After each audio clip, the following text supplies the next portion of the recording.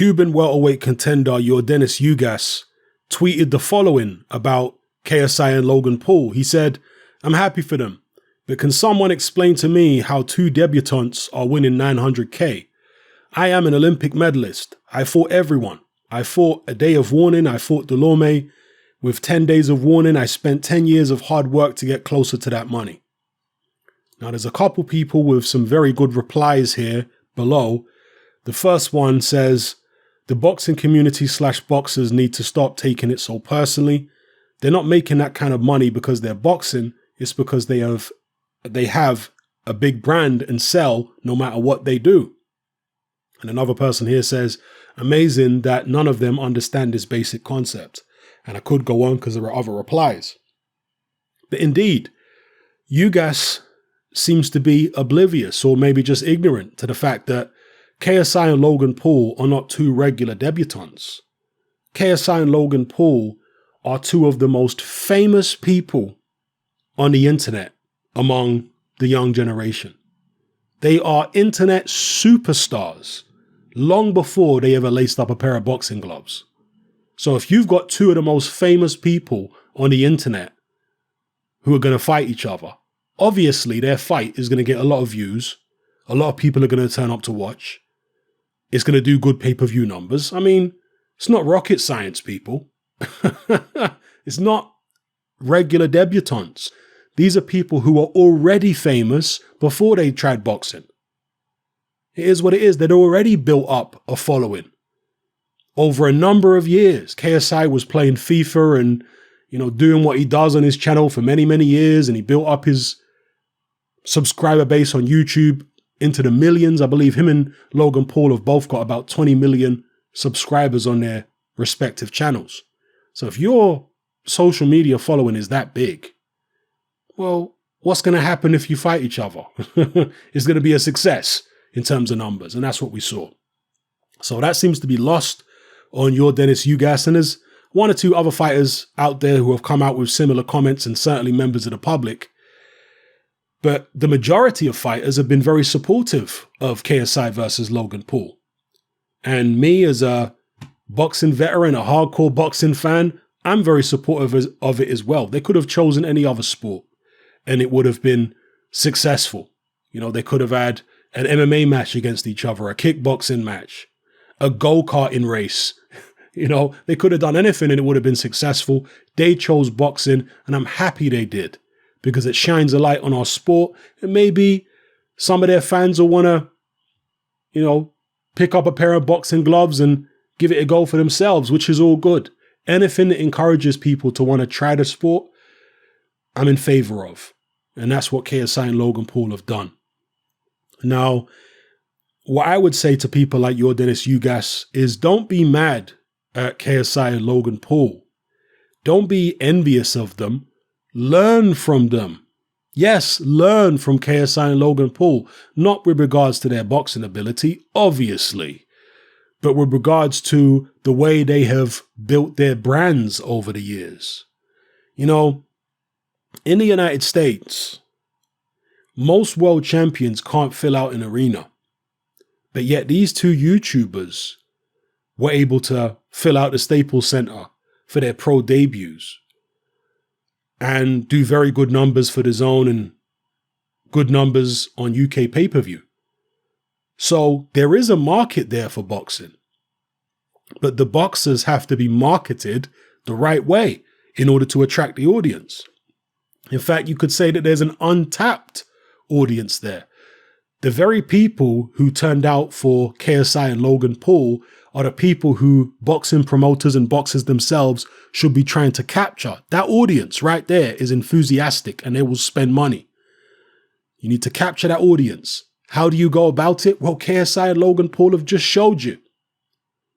You need to build yourself up on social media. And one of the ways that boxers can build themselves up on social media to tap into this particular audience is to start engaging with people on social media, okay, and I'm talking about other public figures who are not in the boxing community. Because what most boxers tend to do is just start engaging in beefs and stuff like that within the boxing community with other boxers or having a go at certain promoters. But that keeps it in a very, very small sphere. Do you understand? You're trying to tap into an audience which exists outside of the boxing community. So you're going to have to start engaging with people, engaging with public figures outside of the boxing community. And you're going to have to be strategic about it. It's going to have to be, public figures who mean something in their particular field. Yeah. Public figures who are influential over the younger generation. Those are the kind of people that you're going to need to interact with, and not just interact with them regarding boxing, interact with them regarding other issues and what have you. You have to be a bit smart about it. Now, being on social media all the time for a boxer, in most instances, is not really a good idea. Okay. But that's what you got a team for.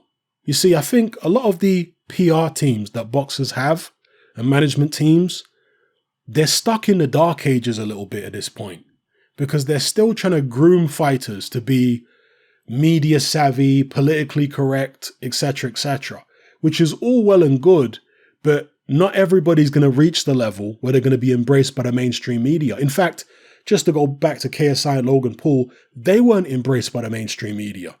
When they did their first fight, Sky didn't want to show it in the UK. So they went ahead and did their first fight on YouTube pay-per-view independently, without any major UK broadcaster or major American broadcaster involved. But they did such good numbers with their own independent pay-per-view that Sky couldn't ignore it second time around. So that right there is another example of something, as a young boxer or a promoter, you should be inspired by that you can actually go the independent route. Put a pay-per-view on YouTube, Mick Hennessy style, right? If you have to. If you can build up a big enough audience, you can do something like that and be successful with it and draw the attention of a Sky or a DAZN or whatever. So the teams of these boxers, rather than trying to polish them up and make them into the next Anthony Joshua, all right, in terms of their media-trained ways, instead, go down the road of a KSI and Logan Paul.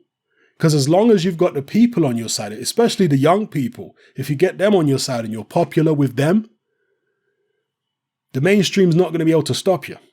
The mainstream's going to look at your numbers and say, well, look, the mainstream can stop you if you step over a certain line. Definitely, they can stop you.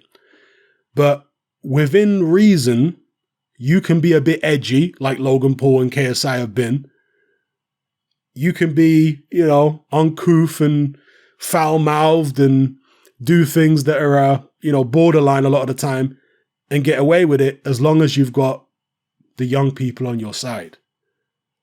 So, again, the teams of the boxers, the PR people, the management people, they need to be looking at ways to construct characters for their fighters. Yeah, I'm going to go there. To construct a character for their fighter who is palatable to this new social media generation. Yeah. Just like with wrestling, they construct characters, right? Vince McMahon talks with the wrestlers and they come up with some idea for a character. That's what you're going to have to do. That's what the youngsters want. I know it sounds very cynical, but it's what they want, people. At least in the United States. In the UK, you don't really have to go to that extreme, because in the UK, people are very loyal to their local fighters and, you can be real. You don't have to be a caricature all the time. And people, as long as you're delivering the goods in the ring, they'll latch onto you and they'll support you. But in the United States, it's just not like that, unfortunately, with regards to boxing. You are going to have to be a caricature. You are going to have to be, a bit edgy and controversial and stuff like that. And a bit of a troll online. That's how you're going to have to be. You're going to have to engage with people outside of the boxing community in conversations and spats. And again, it doesn't have to be the boxer themselves doing this. It could be a member of their team operating their Twitter account. And how would you know that it's not the boxer himself? The boxer can claim response. Oh, yeah, it was me. You see, there are clever ways of going about these things so that the boxer is not too preoccupied with being on Twitter all the time or Instagram. You can have a team of people that help construct the character for him.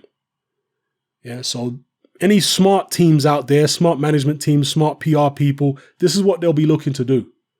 Because at the moment, you've got fighters trying to do it themselves. You know, the O'Hara Davises of the world, he tried to do it himself. And doing it yourself is much more difficult than doing it within a team who all have the same vision of what they're trying to create. You know, you do it within a team, you're going to be much more successful. And so that's the way boxing has to go in the United States if it's going to get back to where it used to be in the 70s and the 80s and most of the 90s in terms of popularity. That's where it's going to have to be. So anyway, let me know what you guys think in the comment section below. It's happening. I'm out. Join me on Patreon. I upload a minimum of 2 podcasts every single week, covering a wide variety of controversial topics, as well as live stream Q&A sessions. Take a look on screen right now at some of the podcasts I've produced so far. For just $3 a month, the equivalent of about £2 a month, you get access to all my new podcasts and my entire back catalogue of past podcasts, including my popular Confessions of a Nightclub Bouncer series. You can listen on your computer or on your smartphone or tablet by downloading the Patreon app from the Google Play Store or the App Store for free. The Patreon app also allows you to download each podcast in MP3. For less than the price of a cup of coffee, you get access to dozens of hours of exclusive content. It's easy to sign up, there's no contract, and you can cancel at any time. So come and join our community of free and critical thinkers by signing up with me here on Patreon today.